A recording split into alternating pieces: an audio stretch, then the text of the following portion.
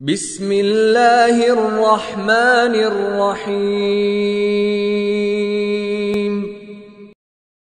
ونسلم على رسوله الكريم اما بعد فاعوذ باللہ من الشیطان الرجیم بسم اللہ الرحمن الرحیم۔ قرآن ٹیچنگ کی طرف سے میں آپ سے مخاطب ہوں، اور آج کا یہ ہمارا سبق قرآن کلاس میں یہ 14واں سبق ہے۔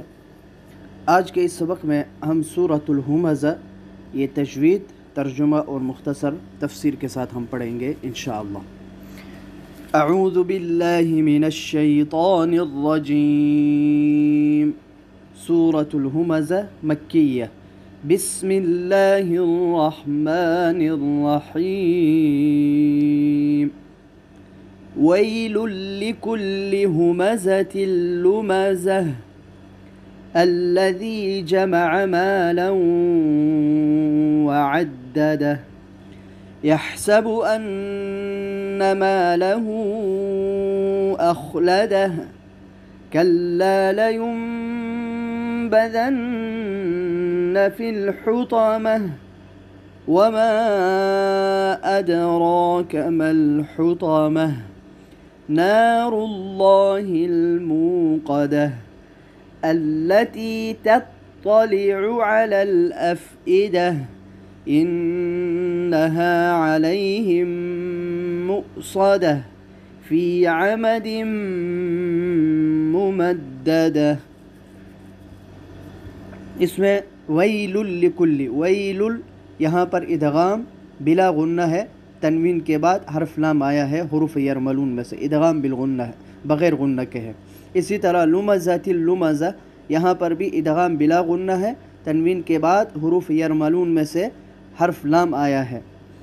مالا وعددہ، یہاں پر ادغام بالغنہ ہوگا، غنہ کے ساتھ ادغام ہوگا۔ 4 حرف بتائے تھے، اور یہ ہم نے پڑھا تھا کہ ادغام کی 2 قسمیں ہیں، ادغام بالغنہ اور ادغام بلا غنہ۔ اگر نون ساکنہ یا تنوین کے بعد 4 حرف ینمو یا نون میم واو میں سے کوئی حرف آئے گا نون ساکنہ یا تنوین کے بعد، تو وہاں ادغام غنہ کے ساتھ ہوگا، جیسے مالا وعددہ، یہاں پر ادغام بالغنہ ہوگا، تنوین کے بعد حرف واو آیا ہے۔ ان نون مشددہ ہے، تو نون مشددہ اور میم مشددہ، یعنی وہ نون جس کے اوپر شد ہو یا وہ میم جس کے اوپر شد ہو، تو ان دونوں کا ایک ہی حکم ہے، اور وہ ہے غنہ، تو یہاں غنہ کریں گے۔ ان مالہ اخلدہ، یہاں پر جو مد ہے یہ مد جائز منفصل ہے، اس کو آپ 5 حرکات کی مقدار بھی لمبا کر کے پڑھ سکتے ہیں، جسے توسط کہا جاتا ہے۔ مالہ اخلدہ، یا قصر بھی کر سکتے ہیں، 2 حرکات کی مقدار اس کو لمبا کر کے بھی پڑھ سکتے ہیں۔ مالہ اخلدہ۔ لینبذن، دیکھیں نون ساکنہ ہے اور نون ساکنہ کے بعد حرف با آیا ہے، تو یہ وہی حکم ہے جو ہم نے پچھلے جمعرات کے دن ہم نے پڑھا تھا، اقلاب کا حکم، تو یہاں پر اقلاب ہوگا، ٹھیک ہے۔ لینبذن، نون پہ غنہ ہوگا۔ اور وما ادراک، یہاں پر بھی یہی مد ہے جو پیچھے گزرا، ما لہو میں مد جائز منفصل ہے۔ اور علیہم مؤصدہ، یہ میم کا حکم ہے، تو میم کے احکام جب ہم پڑھیں گے تو وہاں پر یہ بتایا جائے گا، یہاں پر بھی غنہ ہوگا۔ فی عمد ممددہ، یہاں پر بھی ادغام بالغنہ ہے، اس لیے کہ تنوین کے بعد حرف میم آیا ہے ینمو 4 حروف میں سے، تو یہاں ادغام بالغنہ ہوگا۔ ایک بار پھر پڑھتے ہیں سورہ مبارکہ کو۔ بسم اللہ الرحمن الرحیم۔ ویل لکل ہمزۃ لمزہ الذی جمع مالا وعددہ یحسب ان مالہ اخلدہ، مالہ اخلدہ، دونوں طرح پڑھ سکتے ہیں۔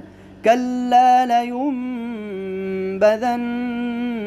فی الحطمہ وما ادراک ما الحطمہ وما ادراک ما الحطمہ نار اللہ الموقدہ التي تطلع على الأفئدة إنها عليهم مؤصدة في عمد ممددة صدق اللہ العظیم۔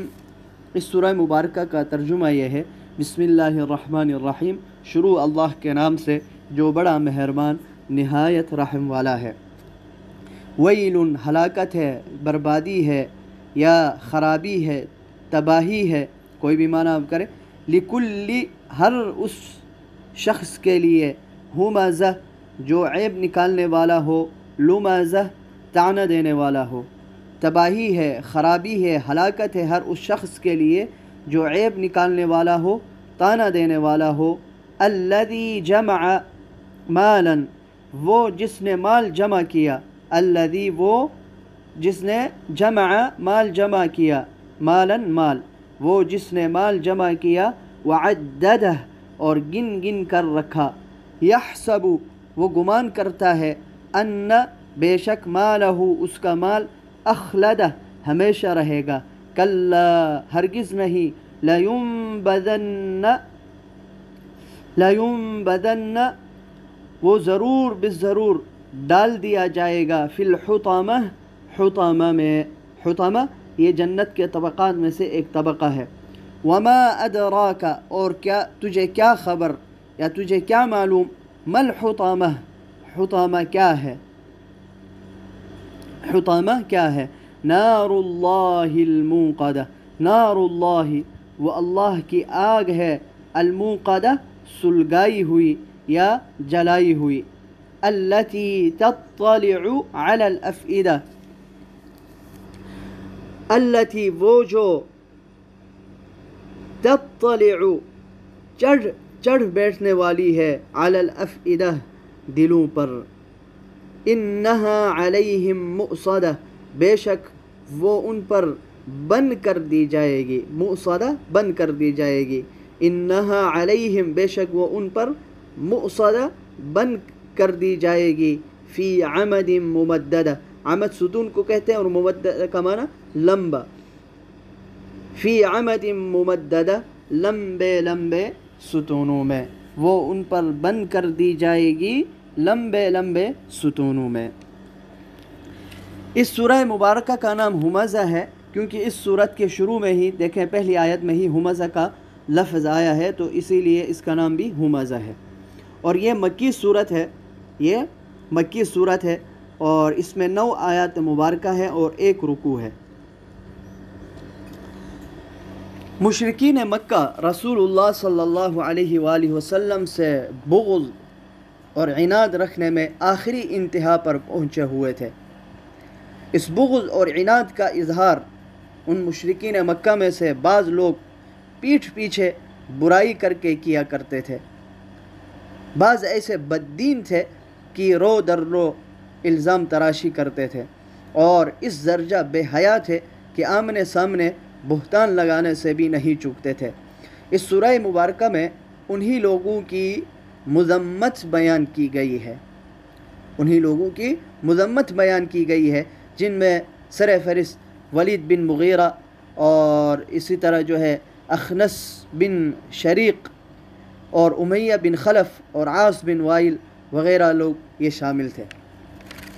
اللہ تعالیٰ نے اس سورہ مبارکہ اس بات کو اس سورہ مبارکہ میں واضح فرما دیا کہ جس چیز نے ان کو ایسی حرکت پر آمادہ کر رکھا ہے وہ کیا ہے، وہ مال و دولت کی بہتات ہے، لیکن انہیں سمجھنا چاہیے کہ جب اللہ کی طرف سے موت کا فیصلہ ہو جائے گا تو یہ دنیا کی دولت، یہ دنیا کا متاع اور یہ دنیا کی جائیداد ان کو بچا نہیں سکے گی۔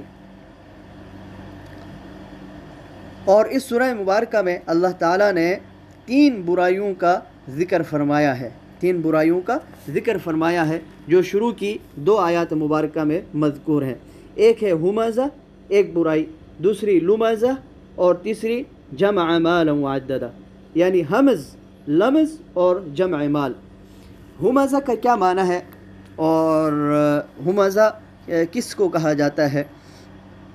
کسی کے سامنے اس کی برائی بیان کرنا اور اس کے عیب نکالنا، یہ ہمز کہلاتا ہے، تو گویا ہمزہ کا معنی یعنی وہ انسان جو کسی کے سامنے اس کی برائی کرے یا اس کے عیب بیان کرے تو اسے ہمزہ کہا جاتا ہے۔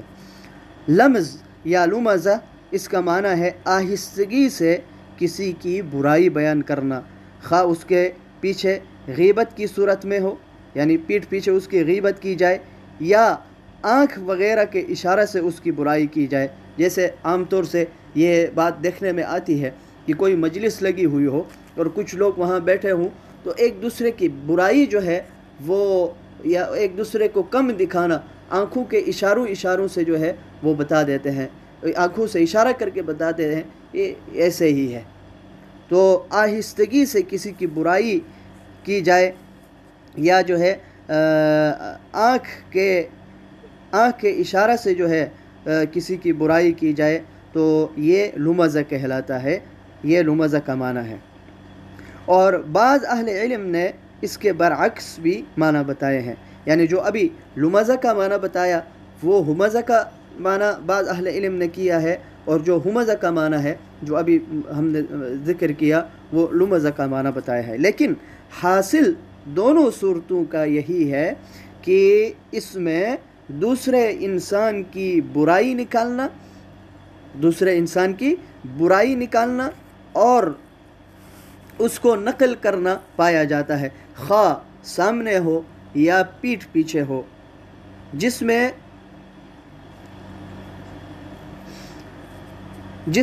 جو ہے انسان کی توہین ہوتی ہے یا اسے تکلیف پہنچائی جاتی ہے۔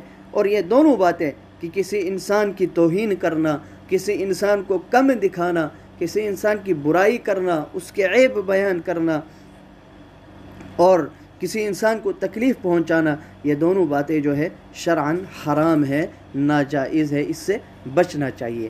تو یہ دو برائیاں ہو گئی، ایک ہمزہ اور ایک لمزہ۔ اور تیسری برائی الذی جمع مالا وعددہ، دنیا سے محبت کرنے والے، اسی کو سب کچھ سمجھنے والے، جہاں دوسروں کی غیبت، بدگوئی، عیب تراشی میں وقت گزارتے ہیں، وہاں مال سے محبت کرنا بھی ان کا خاص مزاج ہوتا ہے۔ مال کی محبت کے مظاہرے کئی طرح سے ہوتے ہیں۔ ایک تو یہ کہ مال کو جمع کرنا اور گن گن کر رکھنا، جسے الذی جمع مالا وعددہ میں بیان فرمایا۔ جب مال جمع کرنے کا ذہن ہوتا ہے انسان کا، یہ ذہن میں بیٹھ جاتا ہے کہ میں نے بس مال جمع کرنا ہے کسی طرح سے بھی ہو سکے، تو نہ حلال حرام کا خیال رہتا ہے اور نہ لوگوں کے حق مارنے کو برا سمجھا جاتا ہے، اور نہ مال کمانے میں فرائض اور واجبات کے ضائع کرنے سے دکھ ہوتا ہے، نہ نیکیاں کرنے کی توفیق نصیب ہوتی ہے۔ اور دوسرا یہ کہ مال جمع کرنے والے مال ہی کو سب کچھ سمجھتے ہیں اور ان کا یہ خیال ہوتا ہے کہ مال ہی سب کچھ ہے، یہ ہمیں دنیا میں ہمیشہ زندہ رکھے گا۔ موت کا یقین ہوتے ہوئے رنگ ڈھنگ ایسا ہوتا ہے جیسے مرنا نہیں ہے، اور یہ مال ہمیشہ کام دیتا رہے گا۔ تو ان لوگوں کے اس مزاج کی تردید کرتے ہوئے اللہ رب العزت نے فرمایا کلا لینبذن فی الحطمہ، ہرگز ایسا نہیں ہے، نہ یہ شخص ہمیشہ دنیا میں رہے گا، نہ اس کا مال باقی رہے گا، نہ اس کی جائیداد باقی رہے گی، اور نہ اس کی دولت اس کے ساتھ ہمیشہ رہے گی۔ اور اسی پر بس نہیں کہ صرف دنیا میں جان و مال ہلاک ہوں گے، بلکہ آگے بھی مصیبت ہے، اور وہ یہ کہ لینبذن فی الحطمہ، اس شخص کو دوزخ میں ڈال دیا جائے گا، عیاذ باللہ، اللہ تعالی ہم سب کی حفاظت فرمائے، دوزخ میں ڈال دیا جائے گا۔ اور دوزخ کے لیے یہاں لفظ حطمہ استعمال فرمایا ہے، جو اس چیز کے لیے بولا جاتا ہے جو کوٹ پیٹ کر بھوسا بنا کر رکھ دے، کوٹ پیٹ کر بھوسا بنا کر رکھ دے، تو اسے حطمہ کہا جاتا ہے۔ اور پھر فرمایا کہ یہ انسان تجھے کیا خبر کہ یہ حطمہ کیا ہے؟